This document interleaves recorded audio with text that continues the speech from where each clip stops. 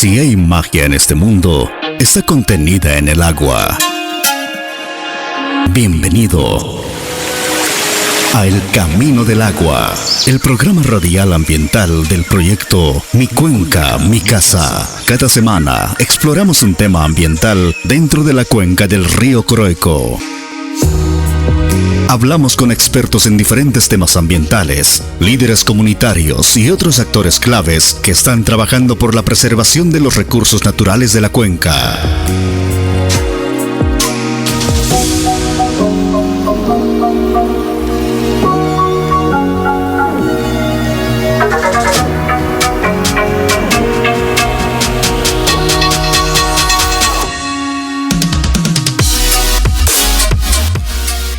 Bienvenido a El Camino del Agua, el programa en que cada semana exploramos un tema ambiental dentro de la cuenca del río Coroico que abarca los municipios de Coroico, Carnaby, Guanay, Teoponte y La Paz en Songo.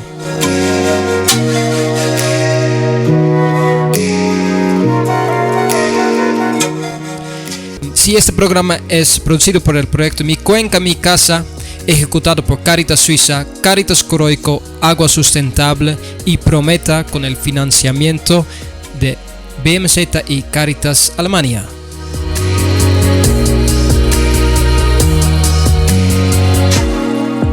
Esta semana vamos a hablar un poco más dentro del tema de la minería aurífera que está pasando acá, tanto en todo el norte paceño, pero también como en la parte de Amazonía dentro del país de Bolivia. Entonces hoy vamos a hablar un poco más sobre este tema. Hace una semana he estado entrevistando a un experto justamente en este tema. Él se llama Alfredo Saconeta, un experto justamente en el tema de minería aurífera, y tenemos una pequeña entrevista con él preparado durante este día. Entonces, para no perder mucho más tiempo, porque ha sido una entrevista bastante largo, bastante con muchos detalles, pero importante para saber justamente cómo hoy en día este tema es muy actual. Entonces vamos a escuchar directamente a Alfredo Saconeta, comunicador social y periodista de profesión. Actualmente me desempeño como investigador del Centro de Estudios para el Desarrollo Laboral y Agrario, el CEDLA, ¿no? Coordino la parte de investigación minera, y en los últimos años particularmente me ha tocado ver en los últimos 3 años de forma sostenida el comportamiento de la extracción de oro en el país, hecho que me ha permitido conocer una realidad muy amplia de lo que se está dando en este momento en lo que nosotros denominamos la expansión de la frontera minera, ¿no?, hacia el norte del país. Sí, justamente en este tema de minería de oro es como un tema que se está creciendo, aumentando bastante sobre los últimos años, justamente también por el aumento del precio de oro a nivel internacional. Y desde su experiencia, lo que has visto durante estos últimos años que está trabajando en este tema, ¿cuáles son los principales desafíos o problemas, tanto en el tema ambiental como temas sociales relacionados a la minería de oro en esta zona, digamos, el norte paceño? Este incremento que se está dando en la expansión de lo que viene a ser la expansión de la frontera minera y el incremento de la actividad aurífera, particularmente en el norte de La Paz, se debe a diferentes factores, ¿no? Y nosotros podríamos denominar o definir, por ejemplo, estas. Primera, como tú lo señalabas, en el incremento que se ha dado en el precio internacional del oro, ¿no? Pero también hay que adicionar que esto se suma a la falta de una política pública integral del Estado para el tema oro, la flexibilidad en la actual normativa, que ya está dada a partir de lo que es el Código Minero, ¿no?, la debilidad institucional de estas organizaciones estatales que tienen bajo su atribución la fiscalización y control de la actividad minera, y también la falta de fuentes de empleo, ¿no? Entonces, todo esto ha derivado a que la explotación del oro se expanda y se lo realice de forma irregular, ¿no?, de forma desmedida, de forma improvisada, sin un beneficio real del Estado, ¿no? Entendiendo que para muchos el tema de beneficio es un concepto que solamente versa en el tema de lo que es la regalía y el movimiento económico, pero creemos que el aprovechamiento óptimo de los recursos naturales no renovables, particularmente por el impacto que conlleva, debería trascender más allá de solamente el rentismo que está generando, pero además considerando que este rentismo, a través de la regalía, solo llega a beneficiar al municipio productor y a la gobernación. No hay un beneficio en la mayoría de los casos de la comunidad que está siendo parte del objeto de explotación, pero tampoco del Estado central o de todos los bolivianos, ¿no? Bajo un parámetro de lo que señala la Constitución Política del Estado, de que estos recursos naturales son de beneficio o de propiedad de todos los bolivianos.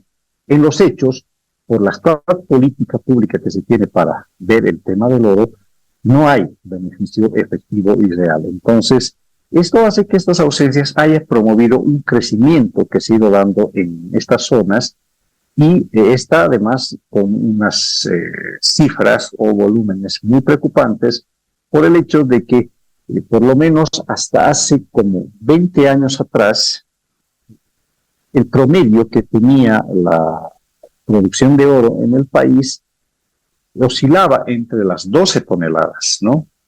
Pero además, esta producción estaba dominada por el capital transnacional, el capital privado, a través de empresas con gran maquinaria, ¿no?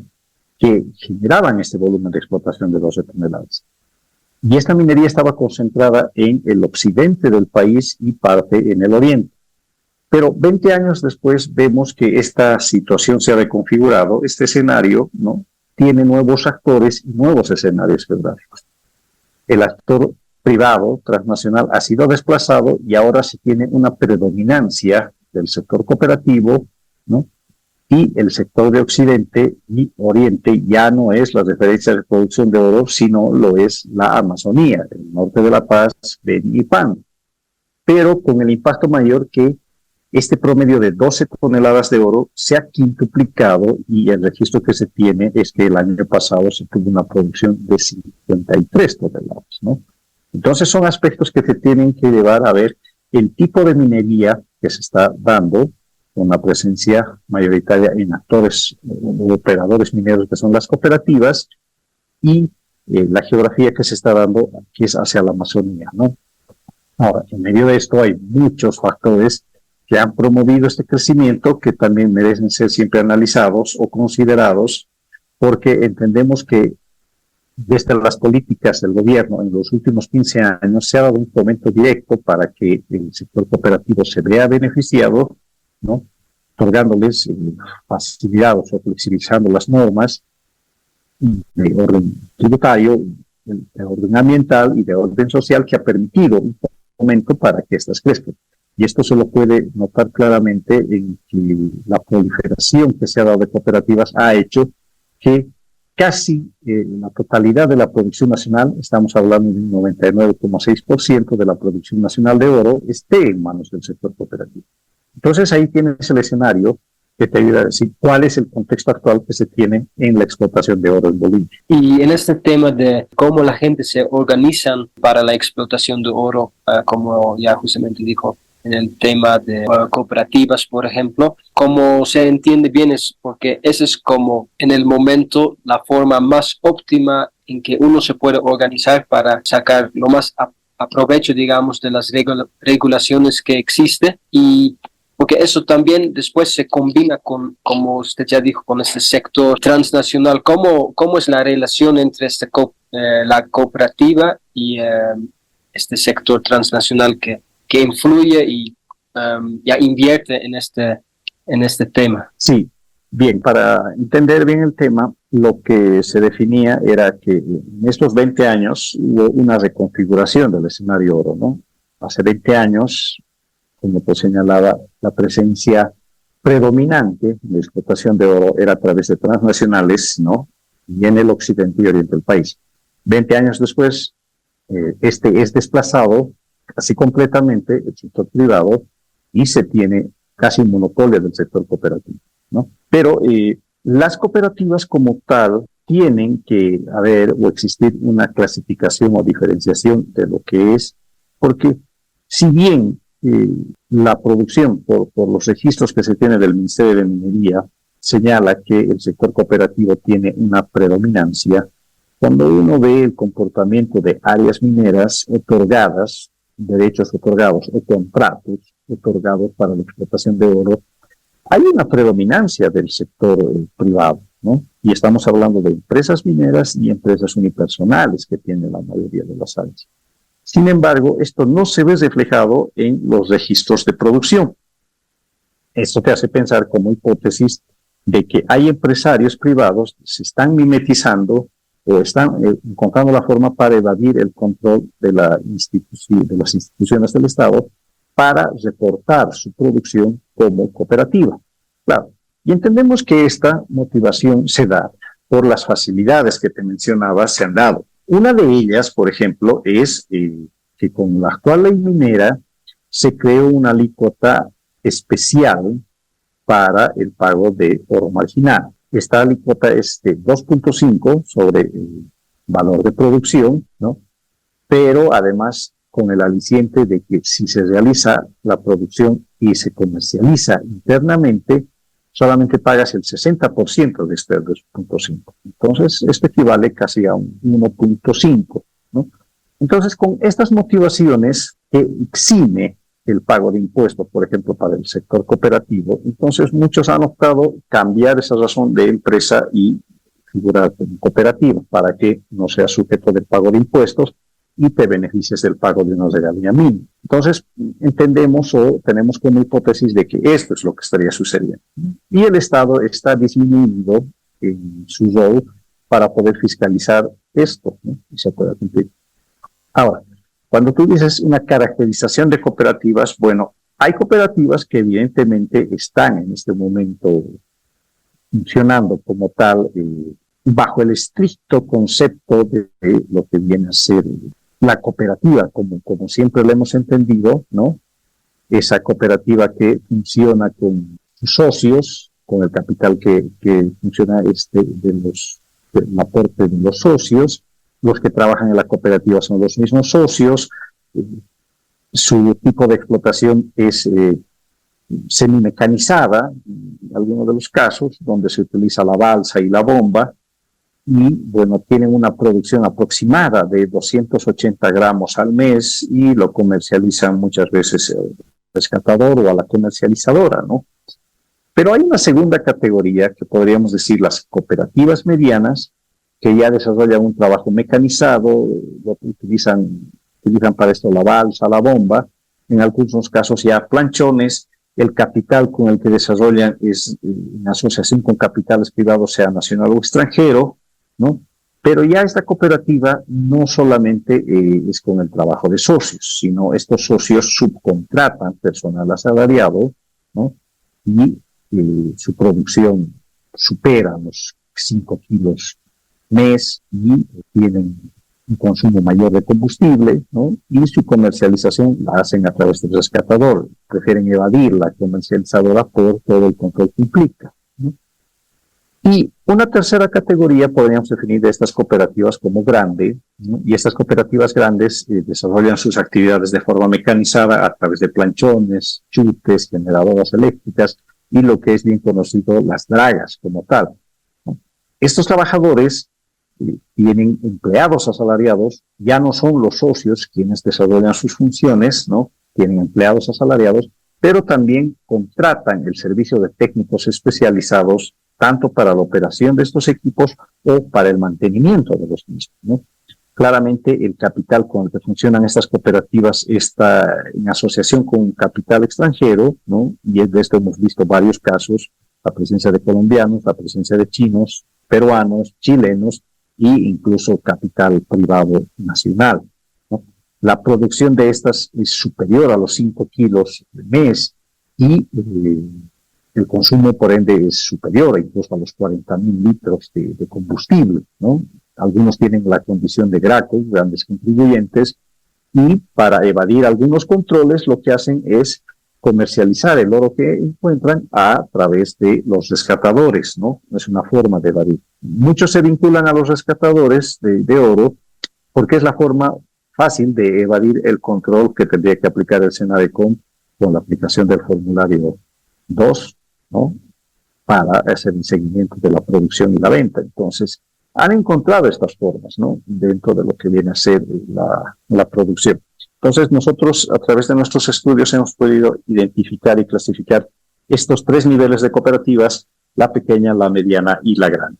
En el sentido de cómo hay en esos diferentes niveles en que la gente está trabajando con sus diferentes impactos ambientales. Entonces, obviamente, como es un tema bien complejo, ya nunca va a haber como una sola solución, ¿no? para cuidar, por ejemplo, el medio ambiente.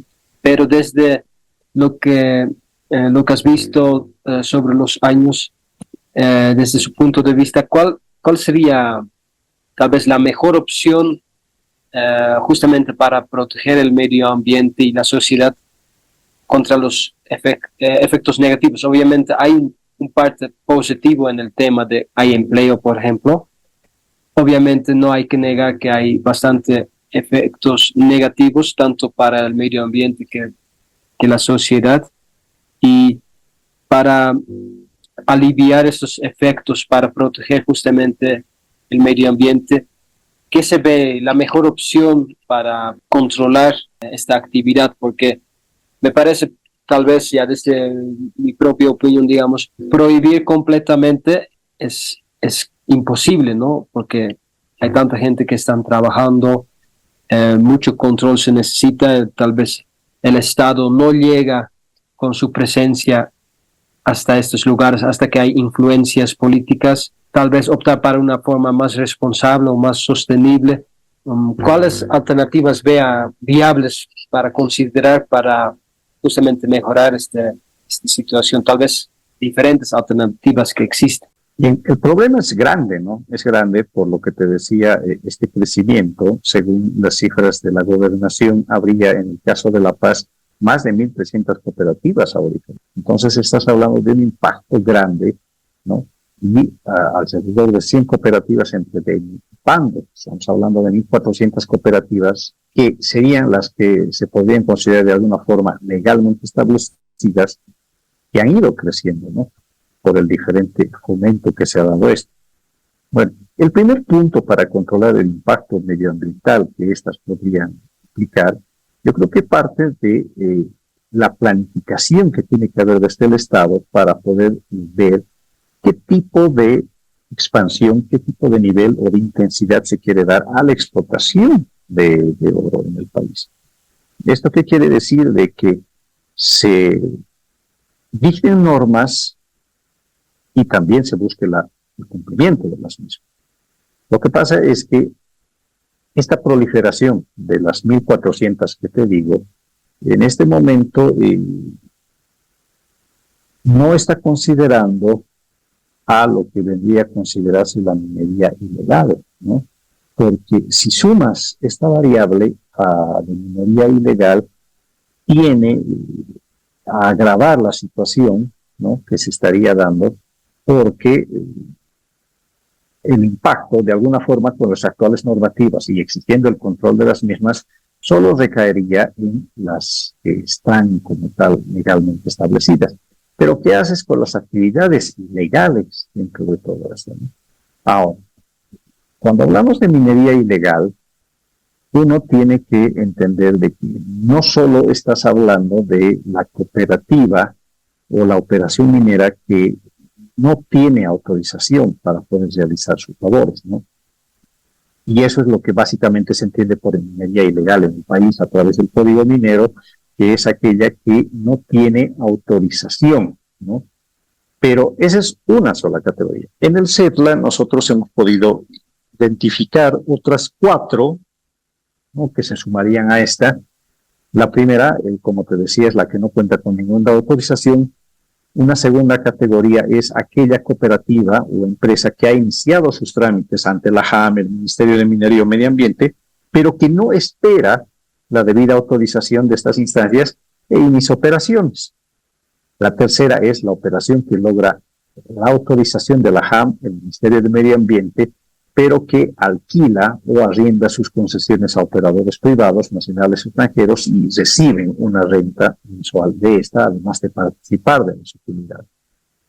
Una cuarta es la cooperativa minera, que logra la autorización de sus concesiones solicitadas, la licencia ambiental, pero para explotarlo se asocia con el capital privado para explotar el área minera, y esto en una clara vulneración de lo que es también la ley minera en su artículo 151, que prohíbe este tipo de asociaciones, pero además contrata trabajadores, usa maquinaria de alta capacidad y genera utilidades, cosa que también está prohibida dentro del sistema cooperativo por esa condición social que ellos tienen.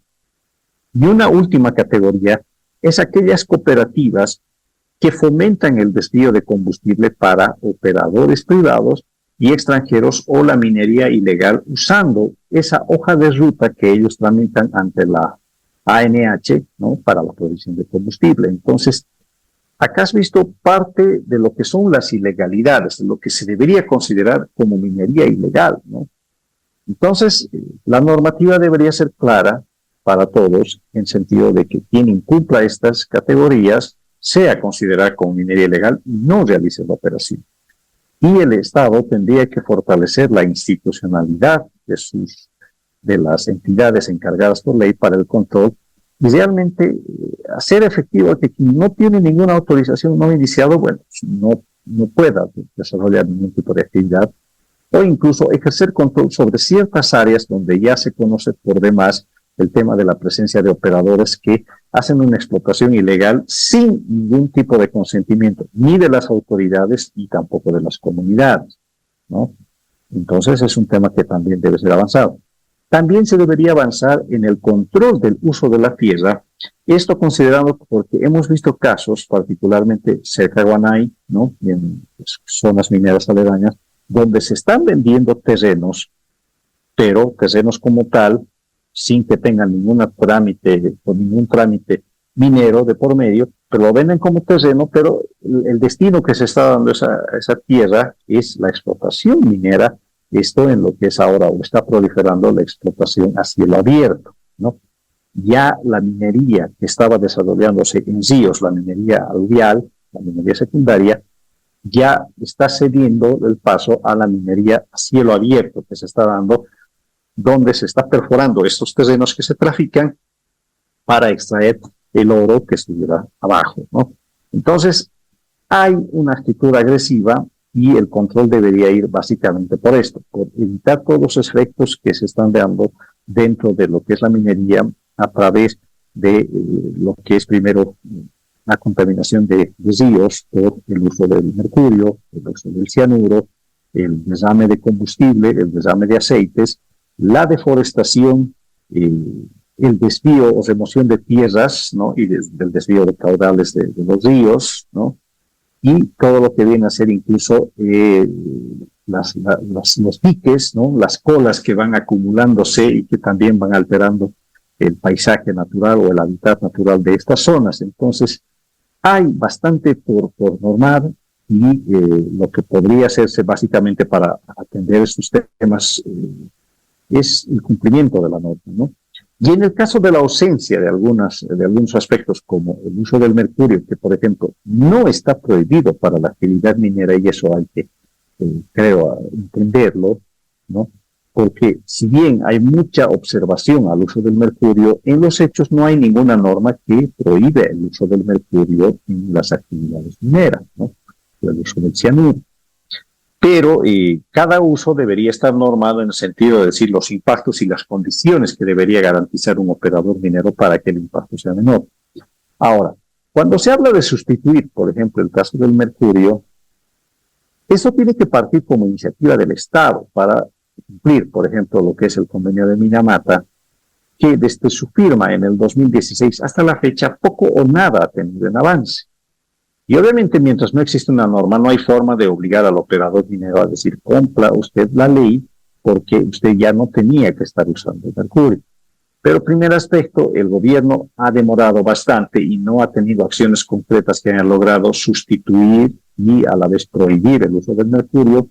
No se han brindado tecnologías alternativas que hagan viable esta transición del mercurio. Ahora, lo que hay que ver es que por la geografía de estas zonas y por las condiciones de explotación, no resulta fácil el pensar en alguna alternativa que sustituya al mercurio y que también suprima el consumo de agua, ¿no?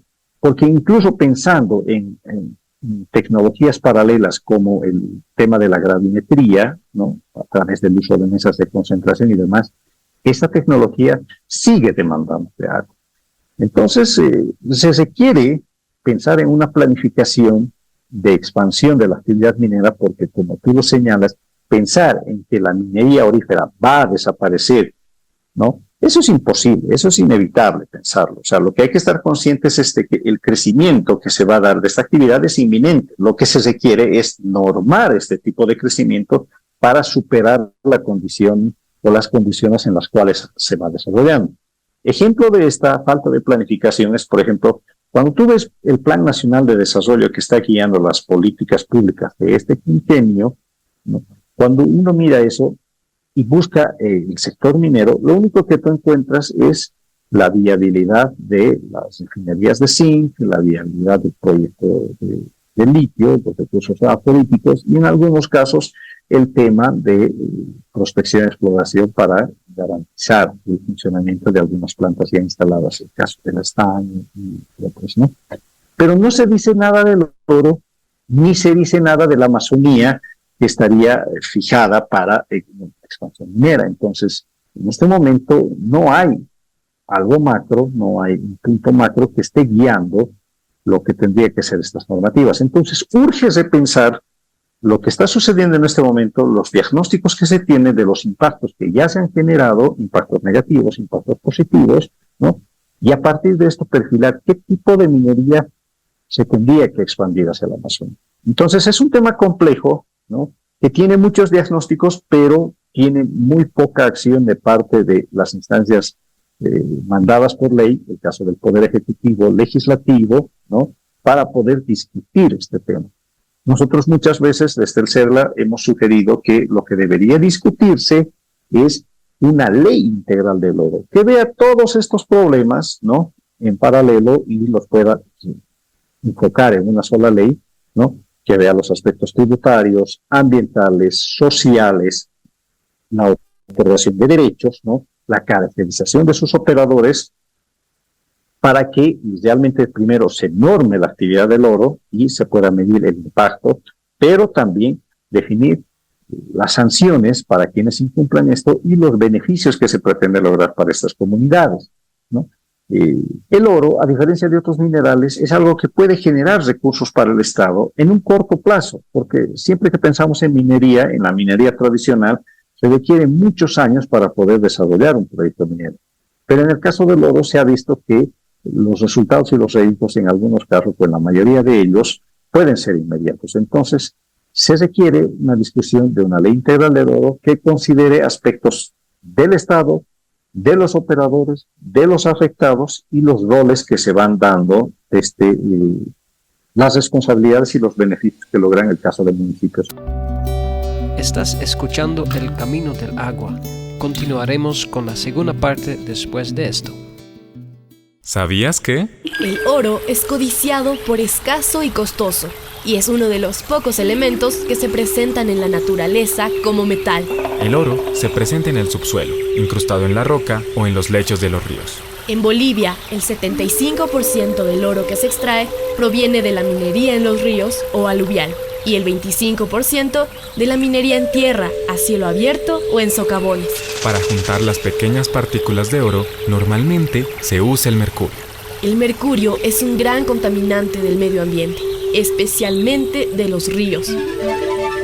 Es necesario encontrar un equilibrio entre lo económico y la conservación de nuestra casa común. Urgen medidas que protejan la salud humana y el medio ambiente. Este es un mensaje de las instituciones que forman la REPAM, Red Eclesial Panamazónica Bolivia, con el apoyo de Conservación Internacional Bolivia.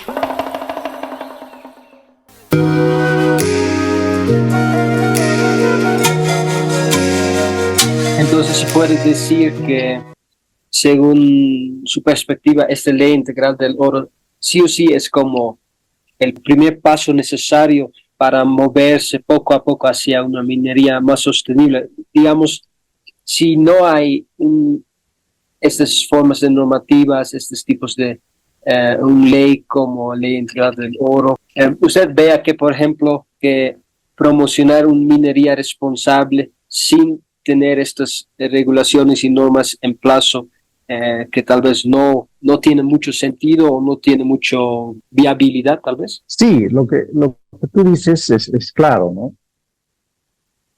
El punto de partida tiene que ser esta ley integral, porque diferentes diagnósticos ya se tiene de la actividad, ¿no? Entonces, ahora lo que se requiere es materializar una política real, ¿no? Real, que se conozca la actividad minera de esta zona, pero norme los alcances y los impactos que esta pueda tener, ¿no?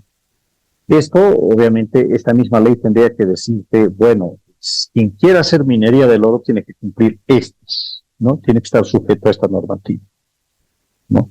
Pero también te diga esta ley, estos territorios, que pueden ser los parques nacionales, las reservas, algunas TCOs, sería, pero la actividad minera no ingresa a esta zona. Sea cual sea el operador y cual sea el contexto, acá no entran porque es una forma de preservar ciertos territorios. Cuando uno ve, por ejemplo, lo que está sucediendo en Coroico, se ve que hay concesiones que ya están bordeando, incluso ya han invadido, por ejemplo, el lugar de Cotapata, ¿no? O las concesiones mineras que ya han ido norteando, invadiendo el espacio urbano de Coroico, ¿no?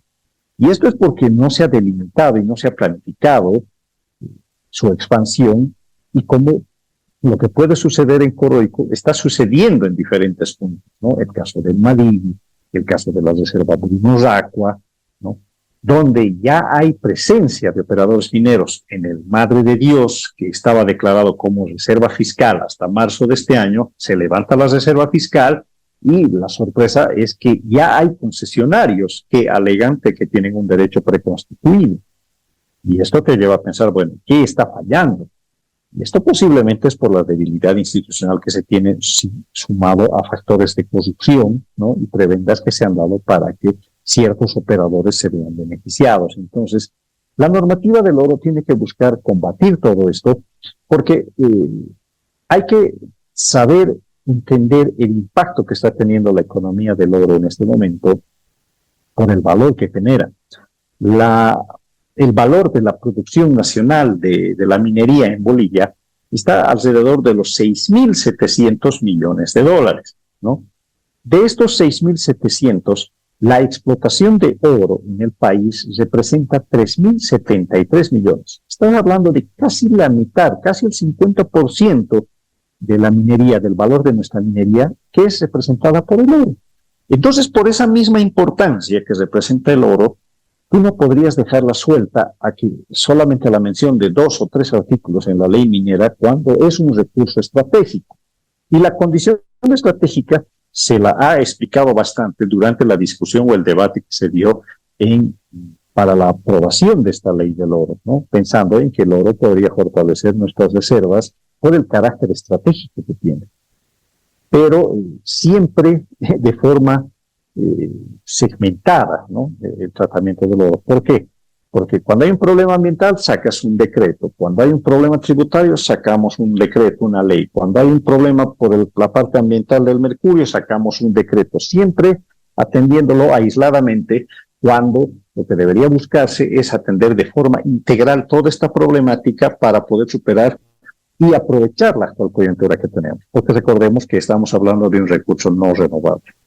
Y en el tema, por ejemplo, en la cuenca del río Coroico, lo que abarca Coroico, Caranavi y un parte de Guanay y Teoponte y Songo, hay hoy en día bastante actividad minera, pero igual se está aumentando como el resto del país. Usted ha visitado también antes a Coroico, por ejemplo, a Caranavi, tal vez Guanay.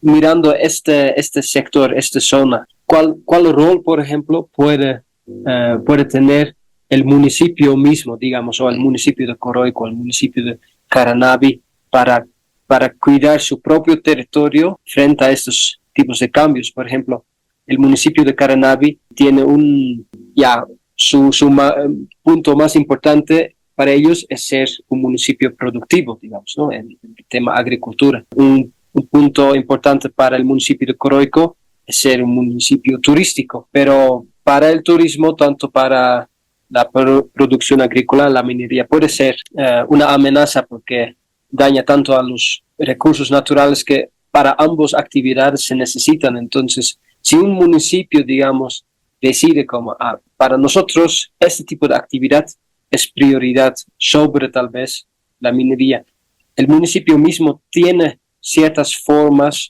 para cuidar a su propio territorio, o sí el Estado nacional tiene este papel, digamos, para su regulación. A ver, cada municipio evidentemente goza de unas características, entre algunas similares y en otras diferentes, ¿no?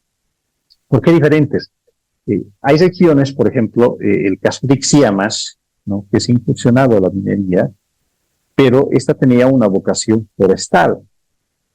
Una vocación forestal que se ha visto disminuida en los últimos años porque, en el ejemplo claro, hasta hace 20 años había en promedio 30 aserraderos, ¿no? Aserraderos que trabajaban con la madera de la zona, pero cuando el año pasado hicimos un trabajo de campo, se conocía de que solo estaban funcionando 7, ¿no? 7 de los 30, 23 habían cerrado, y obviamente esto incidió en la forma del empleo. Y en algunas regiones o zonas de Ixiamas, la vocación forestal casi culminó porque la tierra ya no está apta para dar con esa continuidad madera. Entonces, la gente que ha buscado una alternativa para subsistir, no migrar, y dedicarse a la actividad minera. ¿No? Hay una resistencia, ha generado división de posturas en la comunidad, pero la mayoría entiende de que la única forma de seguir sosteniendo la economía en esa zona es la minería. ¿Por qué? Porque la parte agraria, ¿no?, agrícola de esa zona también han sido desplazados por las comunidades de menonitas. Entonces, se conflictúa esto y obviamente para muchos les queda la única opción es la minería. Ahora, en el caso de Coroico es conocida por su vocación turística y por su vocación agraria en el tema de cítricos, pero esta a la vez se ve afectada porque ya no es el único punto de referencia turística, y esto ha derivado en lo que te decía hace instantes, ¿no?, en un avance silencioso de la minería, el concesionamiento de áreas aledañas, ¿no? En el factor también de los yungas se ha visto el tema de la caída en los costos de, por ejemplo, la coca, que ya no les resulta tan rentable, entonces lo que hacen es cambiar de rubro de la coca hacia el oro, ¿no? Y en otras regiones, el caso de Teoponte, por ejemplo, los productores agrícolas no han recibido los incentivos que esperaban de parte del gobierno, ¿no?, para continuar fortaleciendo su vocación productiva. Entonces, ante el incremento de la actividad minera o en la contaminación ambiental, entonces han optado por el oro y dejando de lado sus vocaciones productivas tradicionales, porque el oro tiene diferentes incentivos, ¿no?, y es una actividad que genera más dinero. Entonces, estos diferentes factores, ¿no?, son casi los patrones generales que se pueden ver en diferentes municipios que han derivado en que la actividad minera como tal se incremente. Y esto es un hecho que genera bastante preocupación, porque te decía, por ejemplo, que en los últimos años se ha dado un incremento considerable, ¿no?, de áreas para la explotación. En la Amazonía Norte, por ejemplo. Mira, el 2015 se tenía un total de 47 áreas mineras en los 23 municipios de la Amazonía Norte. Pero para el 2023, ¿no?, para mediados de este año, la cantidad de áreas mineras que se tenían en la Amazonía Norte ya eran de 424.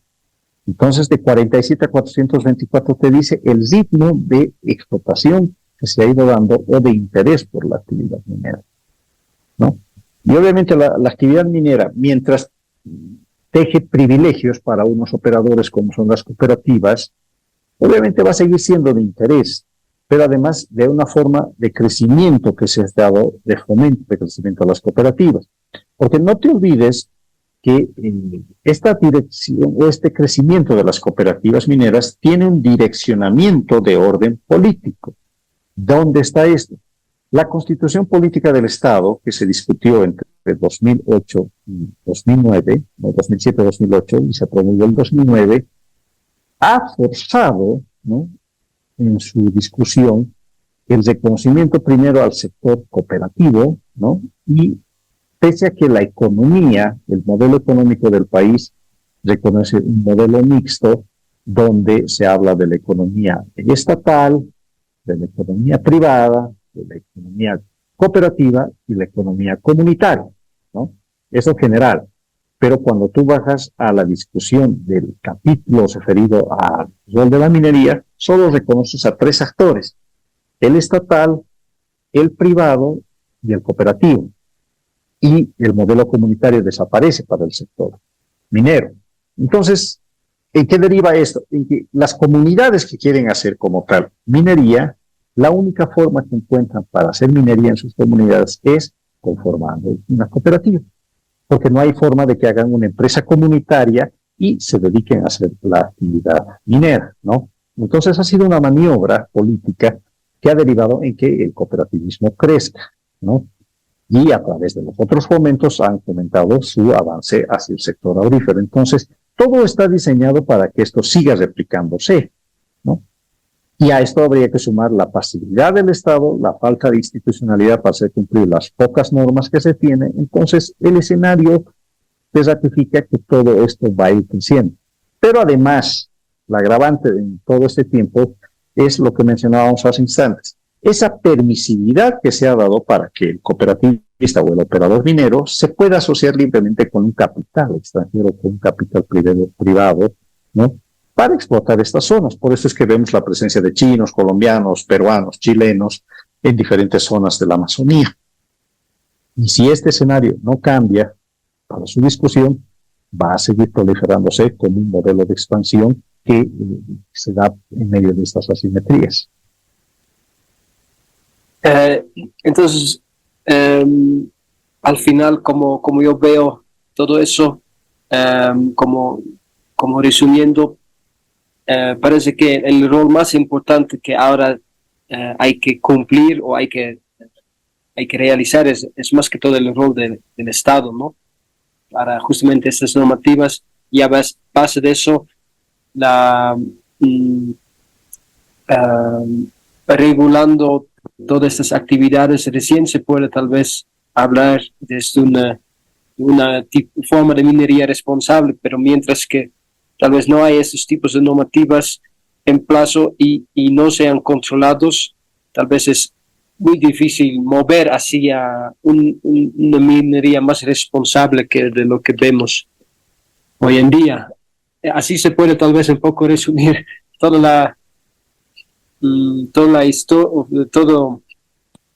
toda esa información que nos has compartido. No, yo creo que no hay nada que agradecer, Jan. Es algo que estamos manejando cotidianamente, que esperemos siempre que nos permita comprender de mejor manera lo que está sucediendo, ¿no? Pero nosotros nos ratificamos en que estos elementos para el debate buscan que se asuma la importancia de esta actividad, del impacto que se está dando y la necesidad para discutir una política integral del oro que ayude a definir, a delimitar, a dar forma al tipo de explotación que se va a dar, ¿no? Entonces, de que nos ayude realmente a lograr un mayor beneficio, no solo para el gobierno central, sino para las comunidades que se están viendo afectadas, porque esta ausencia del Estado ha derivado en que las comunidades se vuelvan cómplices para replicar este modelo, porque ellos dicen, solo entrando de forma directa y nosotros autorizando a esta presencia del capital extranjero, logramos algún tipo de beneficio. Porque si no, nosotros tenemos que estar dependiendo de lo que el municipio o la gobernación pretenda hacer mediante un COA para nuestro municipio y a ver si nos llega. Y este modelo ha permitido que, por ejemplo, en algunas comunidades, ¿no?, en el caso de Teotonte, las comunidades estén trabajando con estas empresas o este capital extranjero, ¿no?, buscando beneficiarse, por ejemplo, del suministro de energía eléctrica, de la generación de fuentes de empleo, ¿no?, y generar ese movimiento económico. Entonces, lo que se está haciendo es que estas comunidades que han dado autorización y se han vuelto parte de esta asociación con estos capitales extranjeros sean los principales resguardos ante cualquier intención del Estado cuando quiera desalojar, ¿no?, o tomar acción sobre ellos. Entonces, si no hay atención oportuna, esto va a ir creciendo de esa manera y esto va a dificultar su misma fiscalización. Entonces, es un tema bastante delicado que tiene que ser analizado, pero a través de acciones objetivas, ¿no?, que permitan un beneficio real, que el impacto sea menor, pero tampoco se afecte las fuentes de empleo que se han ido generando a lo largo de estos años, porque la ausencia del Estado, ¿no?, particularmente en el sector minero, se ha comprobado la incapacidad del Estado para generar fuentes de empleo. Y en este momento lo que está derivando es que el cooperativismo minero le salve ese problema y sea la que más fuentes de empleo está generando, ¿no?, en estas zonas. Se estima que en Bolivia, de cada 10 empleos mineros que genera la actividad minera, 9 son cooperativistas.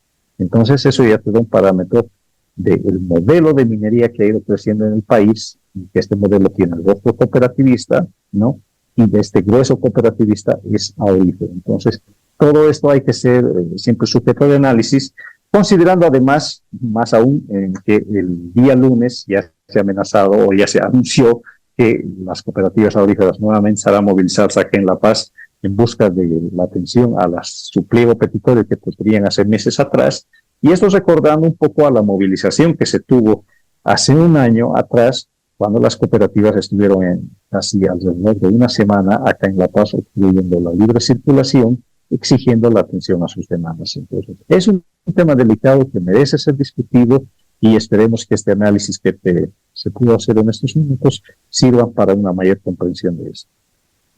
Ya, muchas gracias por compartir toda esta información. Esperamos que mediante esto, tanto los oyentes de la radio, todos que están escuchando eso,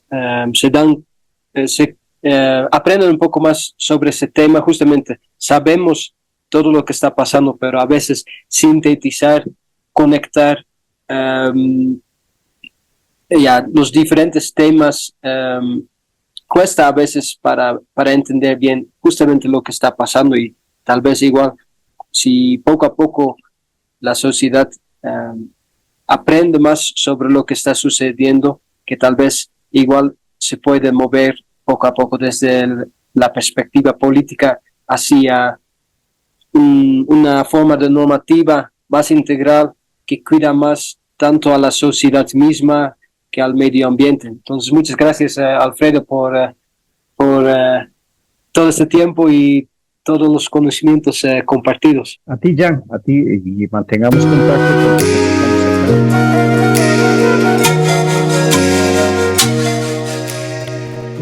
Esa fue la entrevista con Alfredo Saconeta de CETLA, un experto en el tema minera aurífera, y ya nos ha compartido mucha información actual sobre lo que está pasando hoy en día en el país. Entonces, espero que eso ha sido una buena oportunidad para compartir más información sobre este tema, para que cada uno se informa más y sabe qué está pasando para tomar ciertas decisiones bien informadas, ¿no? Y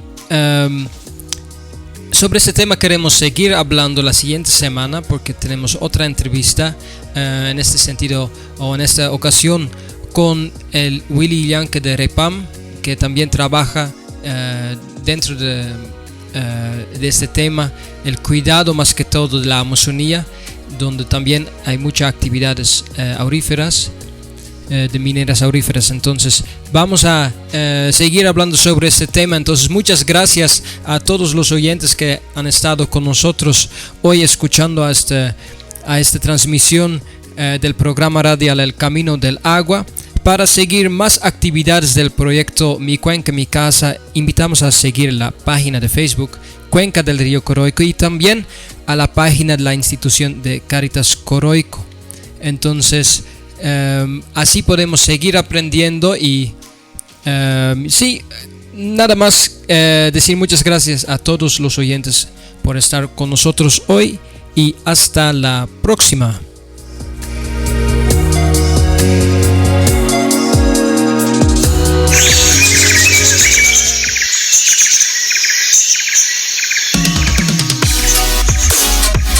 Gracias por escuchar el programa El Camino del Agua, producido por el consorcio del proyecto Mi Cuenca, Mi Casa, en colaboración con BMZ y Cáritas Alemania. Síguenos a través de nuestra página en Facebook Cuenca del Río Coroico y aprende más sobre la cuenca a través de la página web pic-riocoroico.org. También puede escuchar nuestro programa en formato podcast por Spotify, Google Podcast, YouTube y Facebook. Hasta la próxima.